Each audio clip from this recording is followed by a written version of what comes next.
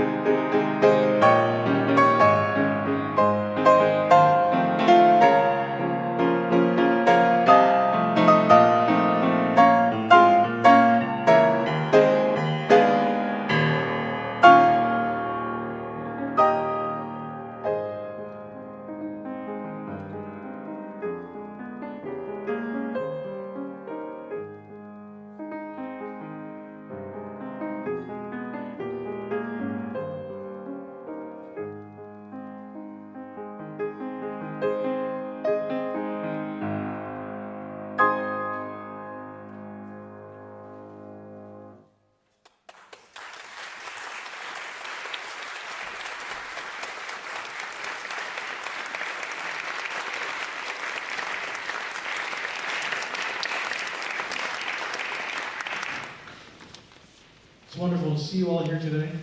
Thank you for coming. It's really my privilege to be able to share this beautiful music with you and to have an hour to dedicate to Frédéric Chopin and Samuel Schuh. Samuel Schuh was my piano teacher for undergrad and for 2 years prior to that as well. He died in 2011, and the year before that, he along with many others, put on a full Chopin concert in honor of the 200th anniversary of Chopin's birth. And ever since then, I've wanted to do the same. So that was the impetus for this. But I, of course, tweaked it a little bit to honor Samuel Schuh as well. Ludwig van Beethoven did a lot of work which paved the way for music to be seen on the same level with painting and sculpture and poetry. But whereas Beethoven's music was always a symphony, even in his wonderful piano works, it was Chopin who gave piano its voice. And so we pianists are very grateful, and we owe a great debt to the work of Frédéric Chopin.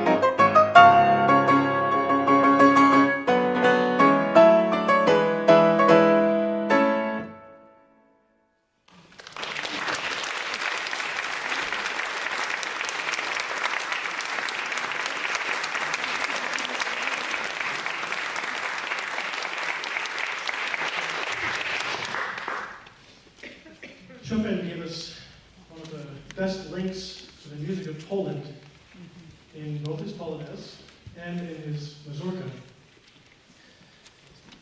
The Mazurka is a Polish dance from the folk music of Poland, and Chopin moved from Poland to France when he was about 20, and the Polish dance, the Mazurka, actually beat him there. But Poland always held a very special place in his heart, and so he took it upon himself to take the Polonaise, but especially the Mazurka, and make that into a concert piece as well. So it's not written to dance to, although if you want to, it's okay. But it's very easy to hear the Polish dance throughout.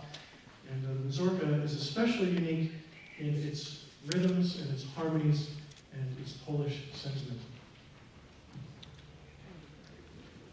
And it's actually numbers 1 and 4, not numbers 1 and 2.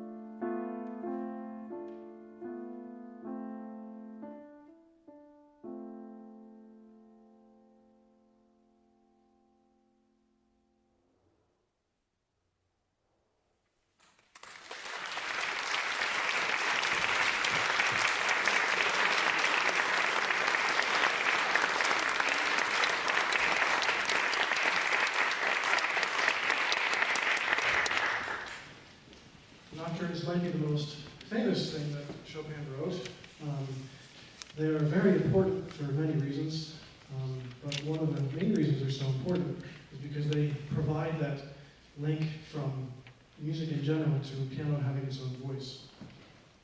And Chopin was a lover of opera, especially Italian opera, and the Italian opera focuses on the voice almost entirely. It explores all of the things that the voice can do.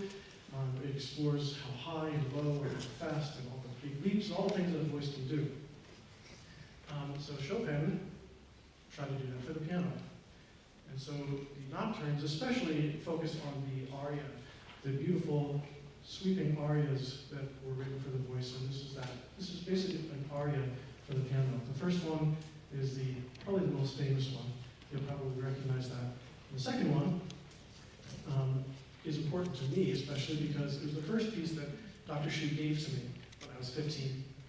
He handed it to me and said, "So come back next week and play this for me." And so, I don't know how many years later I played it for him, but I did, actually. So it's a wonderful piece. I love the form of the second one. It explores each part of it as fully as they could be explored without being too much. So the two nocturnes, both in the same key.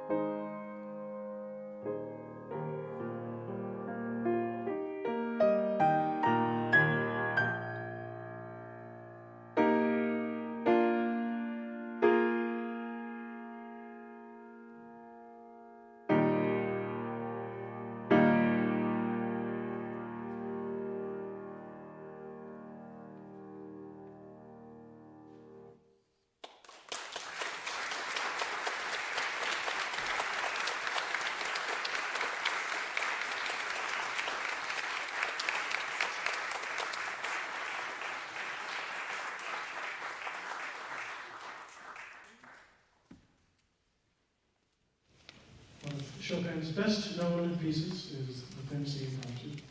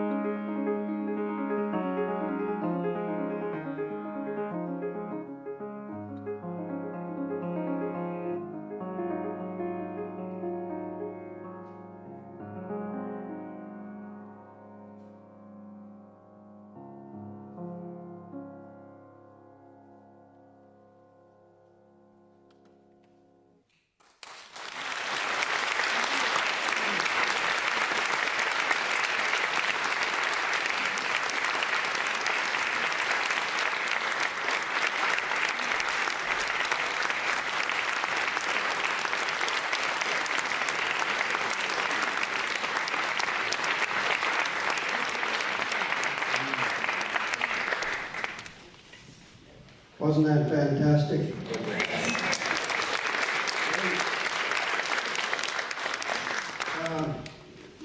Many of you look like you might be pianists out here for some reason. I don't know what the identifying face is, but whatever. If you play the piano, you know how much training, how much schooling, and what it takes to get to this point in life, and this kind of skill. And I hope that you'll remember that as we collect our offering here, and others should go out collect for the offering.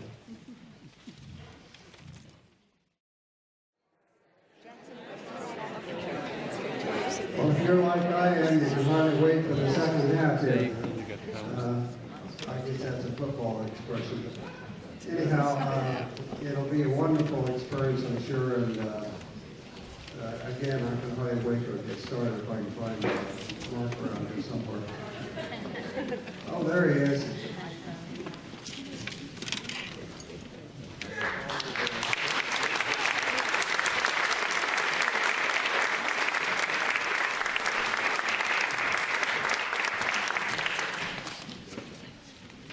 Can't play the next two without a few comments.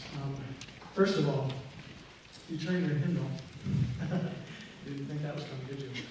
Turn your hymnal to number 58 or 151. Those are the two hymns I'm playing. I forget which is which. So doing Beneath the Cross of Jesus first. Is that 58 or 151? 151. So turn to 151.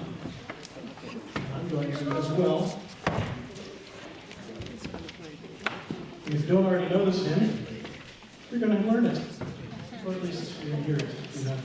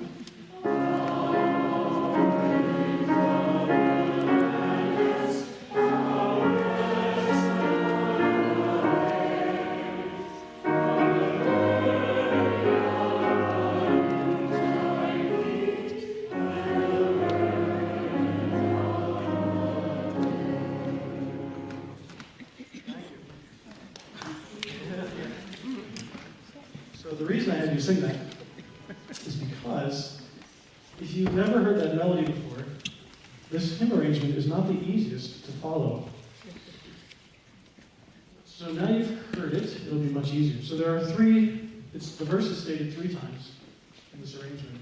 And the first and third times, you can hear it pretty clearly if you haven't heard this arrangement before. And I'll try to help you make it as clear as possible. The second time through, the melody is not anywhere in the accompaniment except in the harmony. And so, if you don't have the tune going on in your own head, you won't hear it at all. Now, you can have this actually sung while it's played, just the second verse, and usually it is done that way. But those of us who have heard this arrangement before, and those who are very familiar with this hymn, you can actually enjoy some of the harmonies even more without it being sung.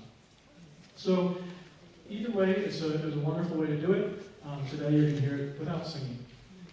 Just want to say one other thing about this, that this was a piece that Dr. Shu wrote in the 70s, I believe. And after writing it, he submitted it to the University of California, Berkeley, for the doctoral program there for composition. He had never done his master's yet. He was just that smart, he didn't have to. And he didn't even end up going for composition, but they accepted him to the composition. This is my understanding anyway, you can correct me later if I'm wrong. But my understanding is that just from this piece alone, they said, yes, come to your doctoral work in composition. Just basically this piece. So again, correct me later if I'm wrong, any of the caring folk in here. But that's my understanding. So it's an amazing, amazing work. It's very, very interesting. And you are hearing it today, but you're going to have to, after you hear it today, you have to go listen to it about 10 more times. Because every time you listen to it, it gets better and better, and you enjoy it more and more each time.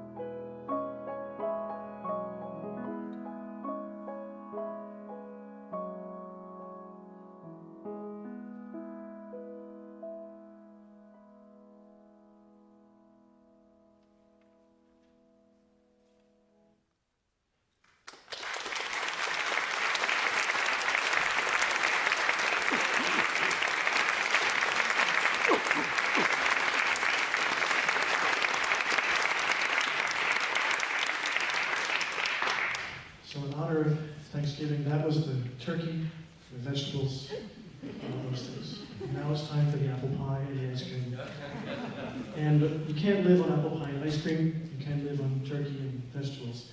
But apple pie and ice cream do really taste good. So that's what the next one is. His own introduction to this next piece was very interesting. He said he was talking about how important Chopin is to our hymn playing, and he said, so if you hear Billy Graham Crusade in this next piece, thank Chopin. So it's very fun. It's kind of Dr. Shu jamming at the piano. It also has the verse stated 3 times. It's easier to follow. So this one, you don't have to listen to 10 times necessarily to really get all of it. You kind of get all of it the first time. Oh, we need to sing through one time also. So number 58 this time.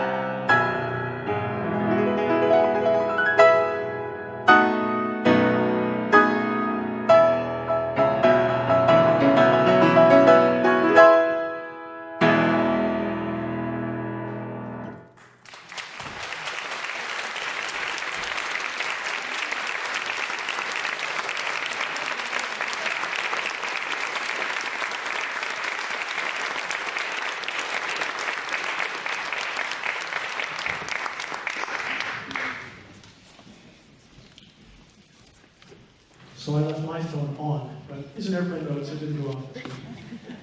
Because to introduce the last ballade, I had to write down what to say for this one. I couldn't just do it somewhat off the cuff, because it's so important. Dr. Schuh called the fourth ballade and the Polonaise Fantasy Chopin's two greatest works. I had fallen in love with this piece, the fourth ballade, and even made it my email prior to hearing him say that. So naturally, when he gave his approval upon hearing my email address, I determined to keep it, and I have. The fourth ballade is a journey, an arduous and beautiful journey, in which it is both your job and mine to closely follow this story from beginning to end. And before I play it, I want to read to you what Dr. Schuh, how he introduced the ballades when he gave his recital 6 years ago. So this is Dr. Schuh speaking. The ballades are the compositions of Chopin that are really original with him. Other composers followed, like Brahms and Debussy. But prior to Chopin, a ballade was a vocal composition, a work that tells a story with singing. But when Chopin wrote his ballades, they are just piano music. So they're supposed to tell stories, but we don't know what the stories are. And I guess Chopin really didn't mind if you make up your own stories. So to make that sure, Chopin actually published these works originally with the title Ballade sans paroles, or Ballade without words, like Mendelssohn's Songs Without Words. But, as Mendelssohn himself pointed out to us, music begins where words leave off. So I dare to maybe even edit Chopin's own title, changing it from Ballade sans paroles to Ballade au-delà de paroles, Ballade beyond words. Indeed, music is a vehicle to express those inner thoughts that we have and feelings that words cannot express. Or as Scripture says in Romans, groanings which are too deep for words.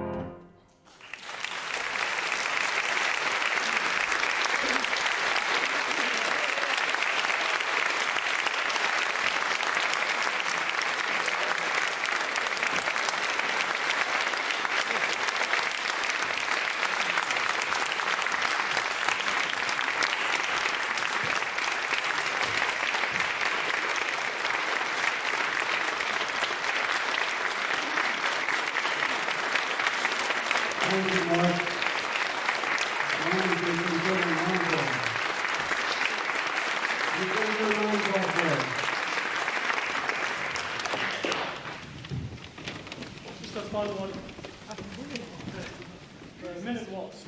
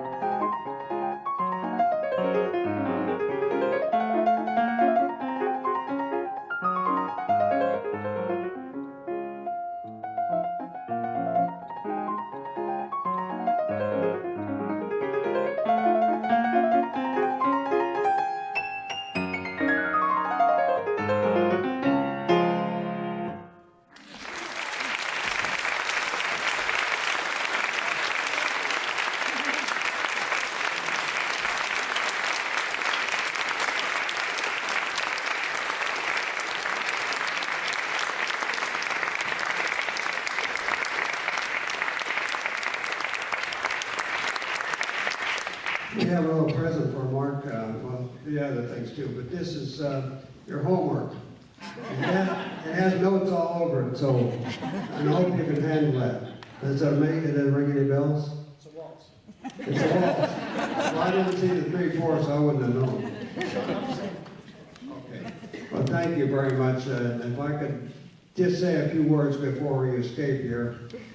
First of all, we have some light refreshments over there, and we want to thank you all for coming, a very appreciative audience, and we would like for you to take the programs with you, because there's a lot of information in there about what we'll be doing in the next month.